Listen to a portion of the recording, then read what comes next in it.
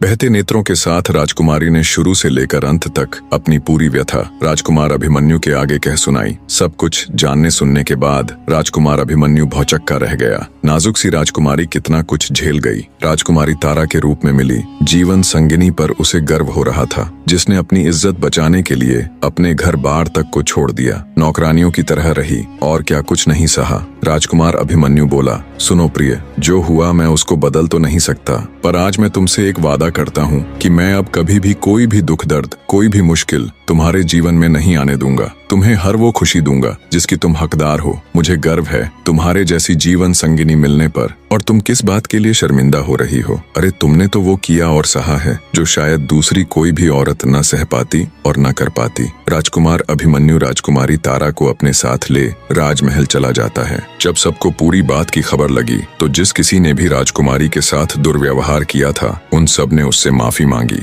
जिनमें उसे महल के द्वार पर रोकने वाले पहरेदार से लेकर हर वो शख्स था जिसने उसके कुरूप होने पर उसे ताने मारे थे, उसका मजाक उड़ाया था। अंत में राजा धर्मपाल ने भी अपनी पुत्र वधू से माफी मांगी और बोले, मुझे माफ कर देना बेटी, अनजाने में ही सही, पर मुझसे बहुत बड़ी भूल हुई। मैंने बहुत जुल्म किया है तुम पर, तुम्हारे ऊपर कोड़े तक बरसवाए। अपने सामने यूं अपने पिता ससुर को हाथ जोड़ माफी मांगता देख राजकुमारी बोली, नहीं पिताजी, इसमें आपकी कोई गलती नहीं। मैं भी आपके स्थान पर होती तो शायद अपने पुत्र के विवाह को खराब करने की कोशिश करने वाले को यही सजा देती। राजा धर्मपाल तुरंत अपने सेनापति को हुक्म देता है कि अपनी फौज को तैयार करो, हम कल ही विलासनगर के ऊपर आक्रमण करेंगे। उस दुष्ट राजा मदनपाल की ये मजाल, कोई इतना नीच कैसे हो सकता है? तब राजकुमारी तारा बोली, नहीं पिता महाराज, आपके ऐसा करने से पहले मैं खुद एक बार राजकुमार अभिमन्यु के साथ जाकर उनसे मिलना चाहती हूँ। राजा धर्मपाल न चाहते हुए भी उन्हें वहाँ जाने की आज्ञा दे देता है। जब राजकुमारी तारा अपने पति राजकुमार अभिमन्यु के साथ विलासनगर गई